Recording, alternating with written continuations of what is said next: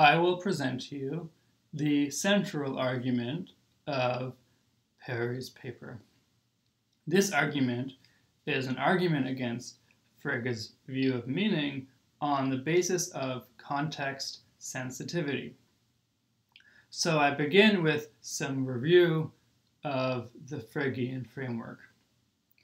Frege held that the senses of sentences, i.e. thoughts or propositions, satisfied the three following principles. And the first two of these are really what matters for current purposes. So first, sentences S and S prime express the same thought if and only if their truth values are determined in the same way. Okay, so this was the idea from Frege, that sense determines reference. So what this principle means is that if two sentences express the same thought, then they cannot differ in truth value, because a thought determines its truth value. Okay, so, and note that throughout the paper, his paper, Perry reserves the term thought for whatever satisfies this criterion. Now the second principle is as follows. S and S prime express the same thought, just in case they have the same cognitive value. So again, this was Frege's idea, that it's this thing sense that also explains how we rationally use an expression.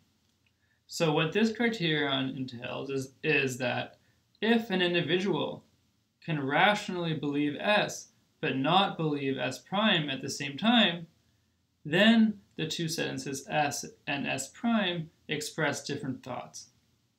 Okay, so the upshot of Perry's argument, the conclusion of Perry's argument, is that principles 1 and 2 that I just gave you are actually about different things.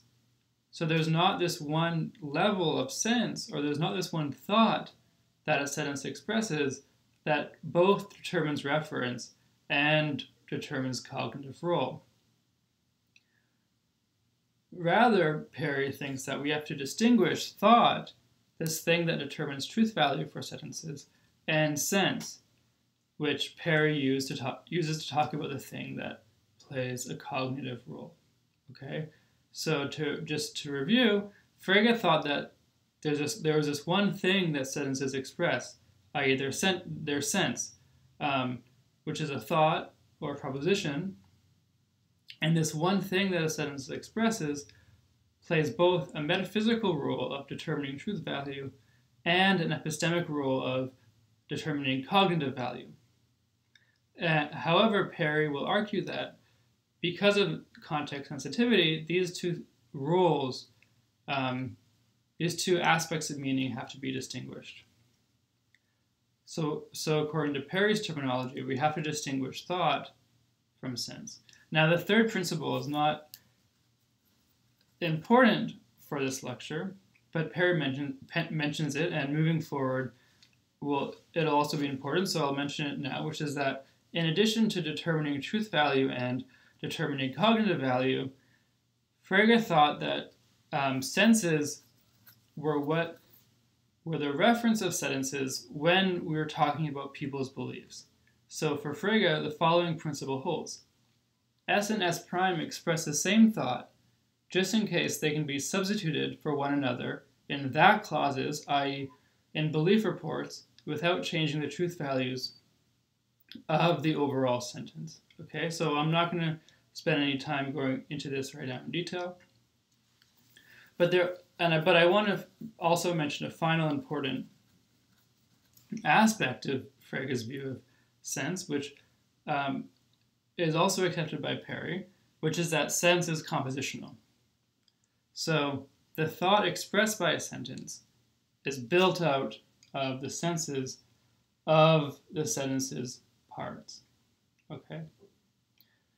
So really for Frege, there's this one thing, sense, which satisfies all of these principles. And now Perry accepts the compositionality So this isn't the background of the argument, we'll see. And what you'll show is that when we start thinking about context-sensitive expressions, we have to see that there has to be different things that play this role that satisfy this principle, and different things that satisfy this principle. So again, the conclusion is that there can't be the same thing which satisfies this principle and this one, 1 and 2. So the first part of Perry's argument is that the same thing can't satisfy 1 and 2. The second part is that Perry will go through a couple, or a few actually, possible solutions that Frege might take. And so he goes through 3 possible solutions and shows how Frege cannot actually accept those solutions. Okay, so I will begin with the first stage, which is the argument for why 1 and 2 can't be co-satisfied.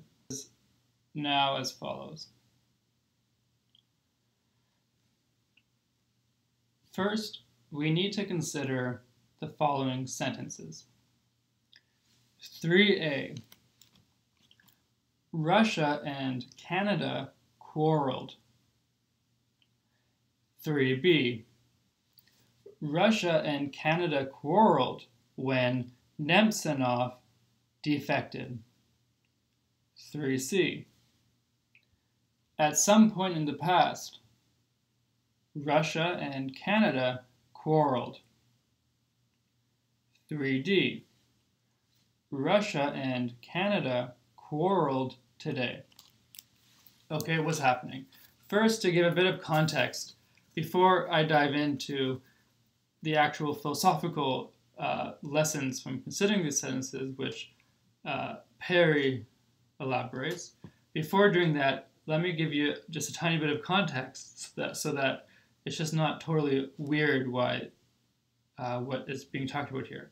So in the 70s, I believe, there was an Olympics hosted by Canada, and the Russian team, or the Soviet team at the time, I forget what exact sport it was in the Olympics, but there was a Soviet team, and one of the sport players on the team named Nemtsanov, when he was visiting Canada to play in the Olympics, he ran away to try to escape having to go back to Soviet Russia. Okay, and then because of that, I guess Canada was perhaps not doing enough in Soviet Russia's mind to return this player Nemtsanov. There was a tiny bit of political turmoil. Okay, so that's kind of the kind of background to this case. But now to dive into what the actual reason why we're giving these examples in order to make this philosophical argument, I want you to first consider 3a again. The sentence, Russia and Canada quarreled. Now, Perry says, considering 3a by itself, it does not express a complete Fregean thought, because it does not determine a truth value. So why is that? Well, suppose you hear someone say, Russia and Canada quarreled. Now, it's fairly reasonable that you might ask that person, when are you talking about? What time or what day are you saying this quarrel happened? So because if we take what 3a is saying very literally, it's not specifying any time at which a fight or quarrel is said to be happening. Okay? So because on this very literal reading of 3a, it doesn't specify a time that's being talked about, it therefore doesn't determine a truth value. Because if we're talking about that day after the Olympics in the 1970s, then 3a will be true, because it's true that Russia and Canada quarreled on that day.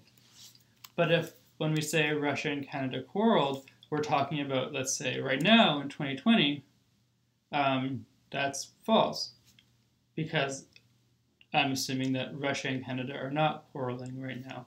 So depending on what time we're talking about, what is literally said by 3a can vary in truth value. So if we just take 3a at its face kind of reading, and its most strict and literal reading, this sentence 3a does not express a Frege thought, because a Frege thought has to determine a truth value. So to further show this, consider the sentences 3b and 3c. Now these sentences, we have added more material to 3a, and this additional material makes it so that 3a does express a complete thought, because the additional material we've added in both 3b and 3c tells us explicitly what time we're talking about. I mean, i.e., when we're saying Russia and Canada did quarrel. So in 3b, we say Russia and Canada quarreled when Nemtsov defected. So this additional clause, when Nemtsov defected, that is specifying explicitly the time at which we're talking about. So because we've added that, we now express a full thought, which is either true or false. In 3c, we add this qualifier at some time in the past. So this is another way of making a complete thought, which is that we're not talking about any particular time, but what we're explicitly saying is that when we say Russia and Canada quarreled, we're saying that there is at least some time in the past at which Russia and Canada quarreled. Okay, so adding this phrase here allows us to complete the thought without naming any particular time, but just saying explicitly that we're talking about at least one point in the past. Okay, so 3b and 3c are two different ways of kind of filling out this sentence 3a so that there's something that determines a complete truth value. Okay, so now, and this is the crux of where the argument gets going, is we now consider using the context-sensitive expression, the indexical, today to complete the sentence 3a.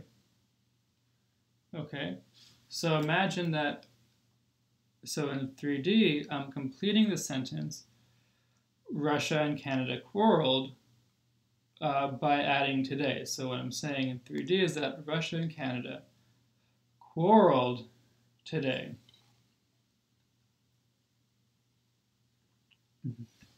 Now, before we get into the argument, what you should reflect on is whether the way in which today helps us construct a complete thought is similar or not to the way in which the phrase when Nemtsov defected does. Now, what Perry's insight here is that the way in which the meaning of today combines with 3a is very different than the way in which something like when Nemtsov defected does. And the reason it's very different is because today is an indexical, is context sensitive. Whereas if I say when Nemtsov defected, that's talking about a particular time, and that's not, the particular time I'm talking about is not context sensitive. Okay. So what we're going to do to understand Perry's argument is try to think about how it is that the meaning of today might help complete the underspecified meaning of 3a.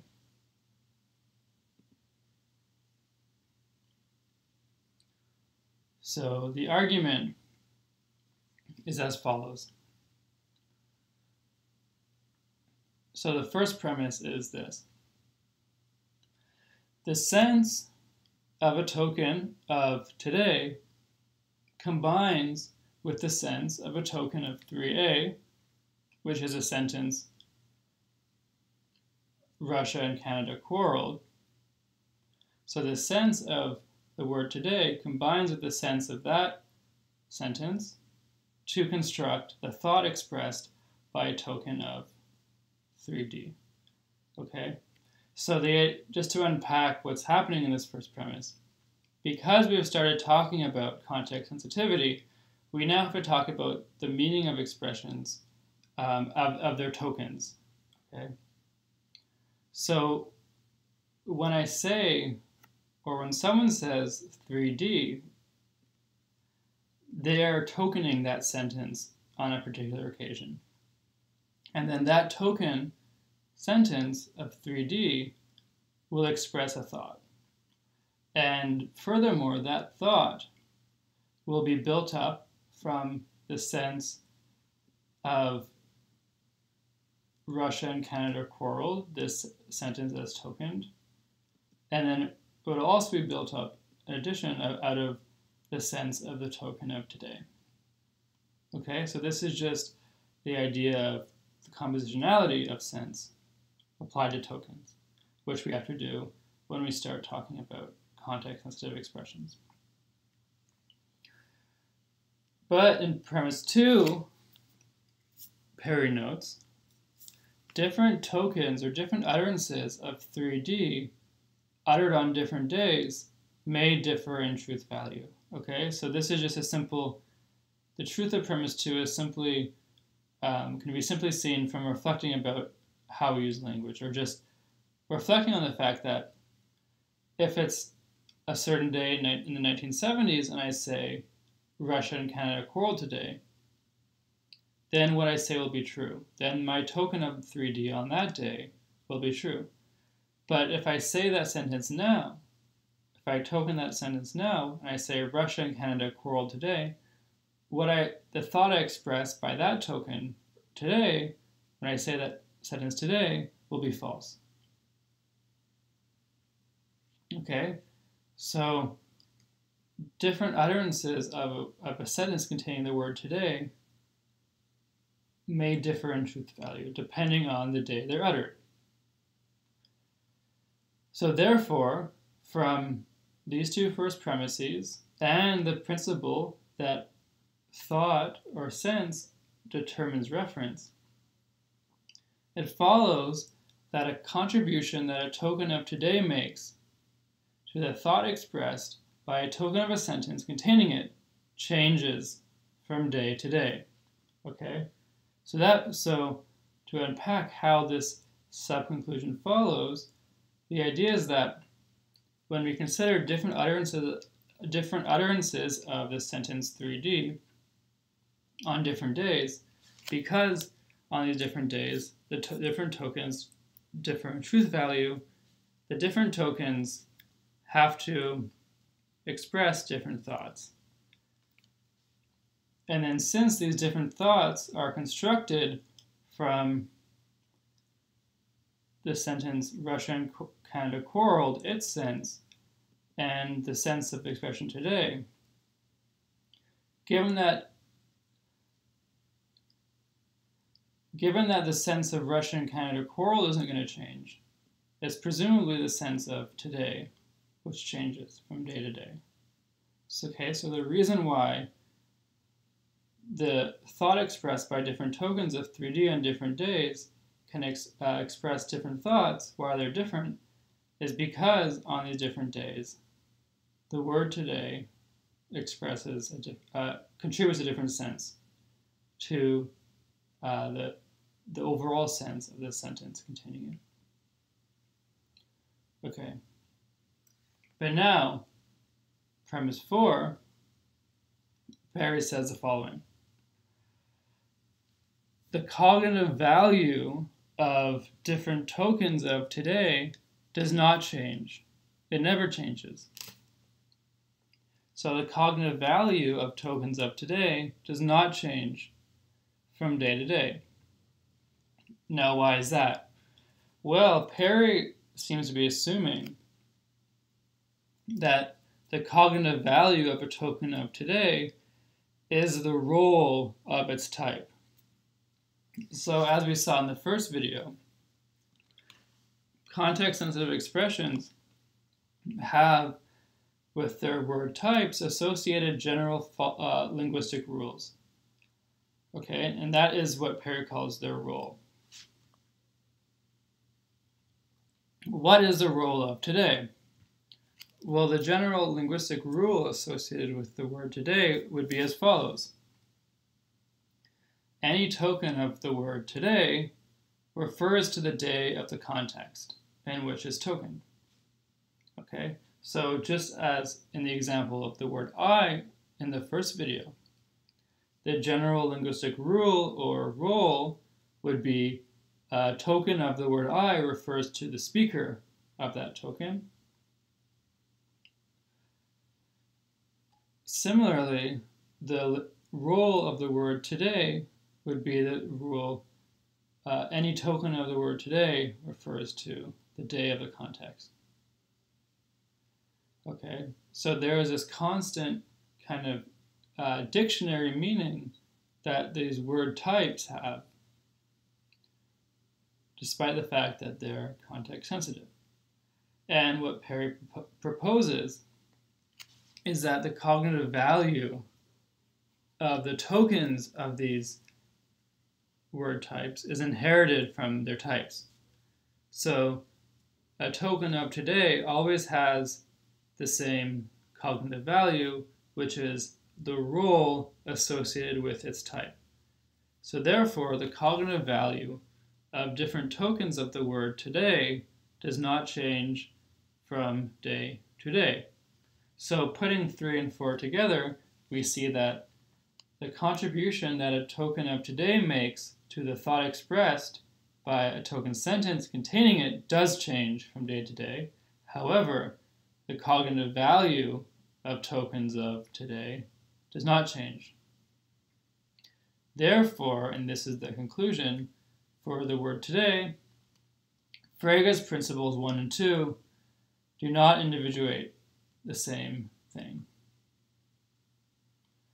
So as an exercise, what you can do is you can try to construct a similar argument by using examples with this sentences involving the context-sensitive expression I.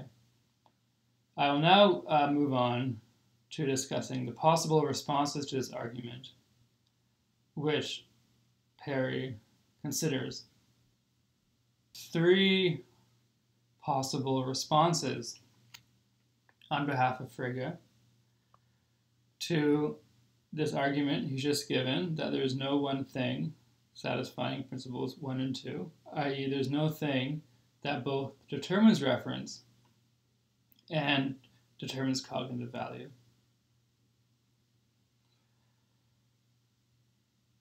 So Perry considers the following 3 responses on behalf of Frege.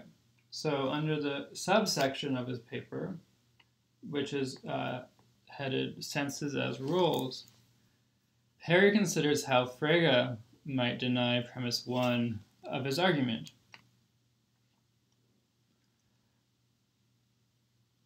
And the specific way of denying premise 1 is that Frege might claim that the sentence, Russia and Canada quarreled today, does not express a thought.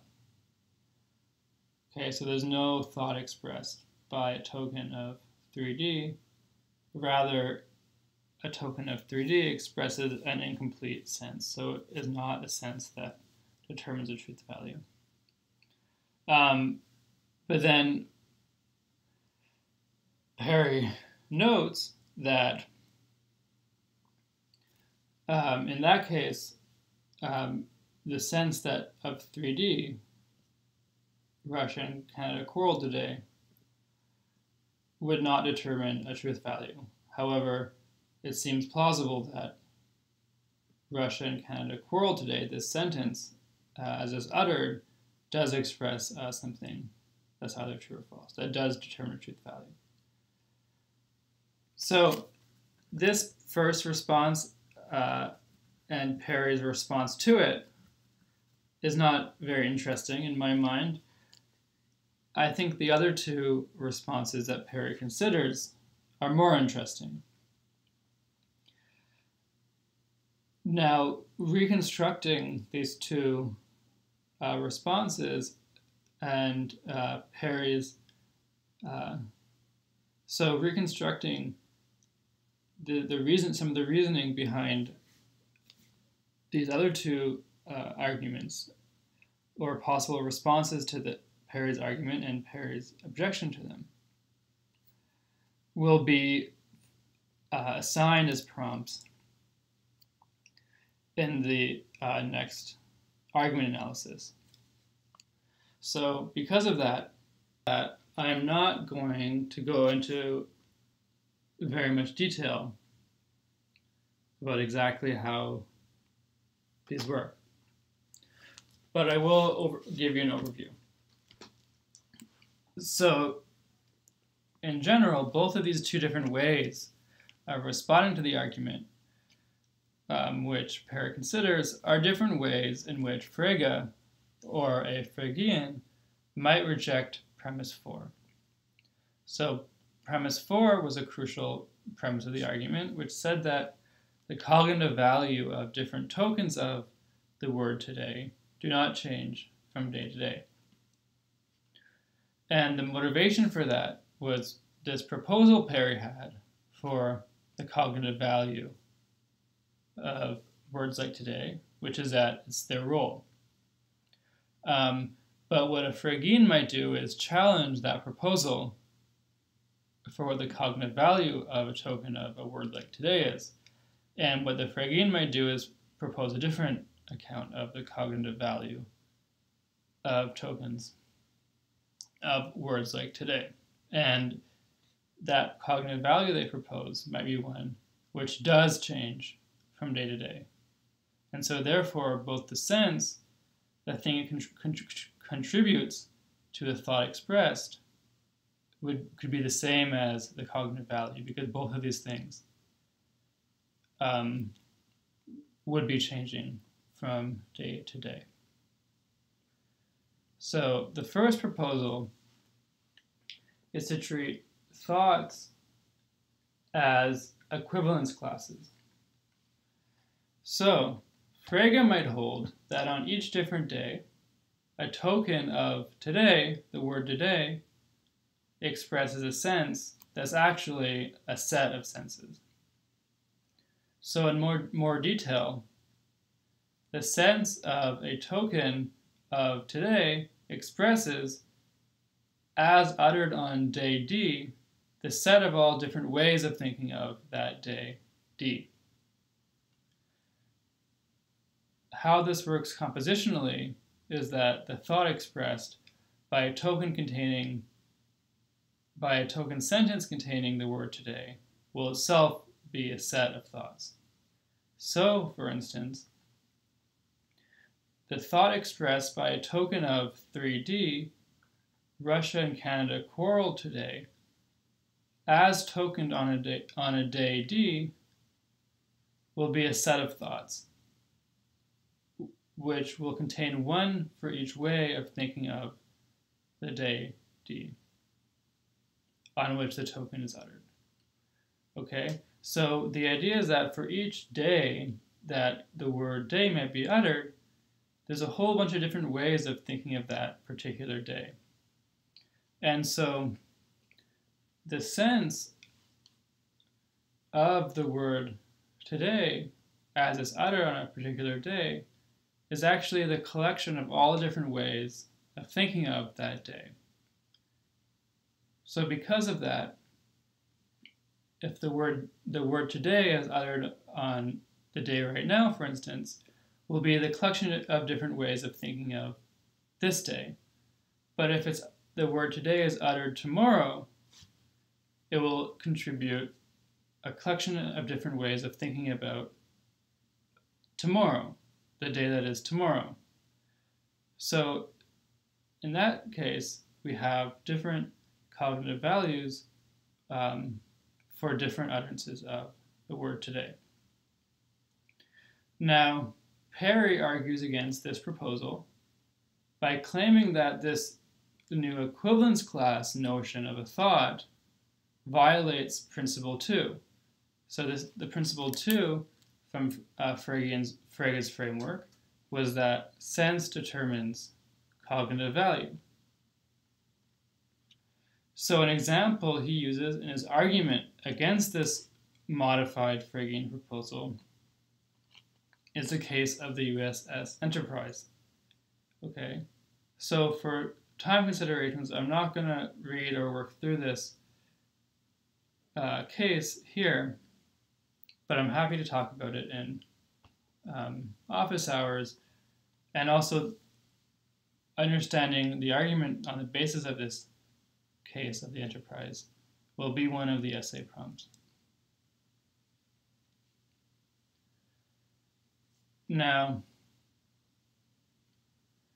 the second proposal, or the third and final proposal, to respond to Perry's argument on behalf of Frege is as follows. Again, we're denying the claim that different tokens of today have the same cognitive value. And we deny that by claiming that different tokens of today express different particular senses on each day. So in this previous one, we said that a token of the word today expresses a set of senses. Now here, we don't say that a token of today expresses a set of senses. We just say that it expresses a different particular sense on each day. So Perry uses, among others, a case involving David Hume to show how there's no possible Fregean sense at all that can be expressed by particular tokens of today. So Perry has a certain way of thinking about how or what Frege's notion of sense has to be. And given Perry's understanding of what a Fregean sense has to be, according to Perry, there can't be anything which different tokens of today expresses on different. Let me repeat this. According to Perry's conception of what a Fregean sense has to be, there can be no different particular senses that are expressed by different particular utterances of the word today. Okay, so now to review his argument, what this means is a different way of thinking about Perry's argument, which is that the subconclusion 3 tells us that the contribution that a token of today makes to the thought expressed by a token of a sentence containing it has to change from day to day, because different tokens of sentences containing that word differ in truth value from day to day. And so given compositionality and the principle that thought determines truth value, the contribution that a token of today makes to a thought expressed by a token of a sentence containing it has to change. But now, when we consider Perry's response to this third proposal, Perry thinks that Frege's notion of sense cannot provide anything which does vary from day to day for different tokens of today, for instance. And Perry uses a number of cases involving the following one about the one here about David Hume and someone named Heimson, who thinks that he is David Hume. And again, for time constraints, I'm not going to work through this example, but again, I'm happy to talk about it in office hours. And furthermore, I will assign to you as one of the essay prompts, or argument analysis prompts, sorry, working through the upshot of this case.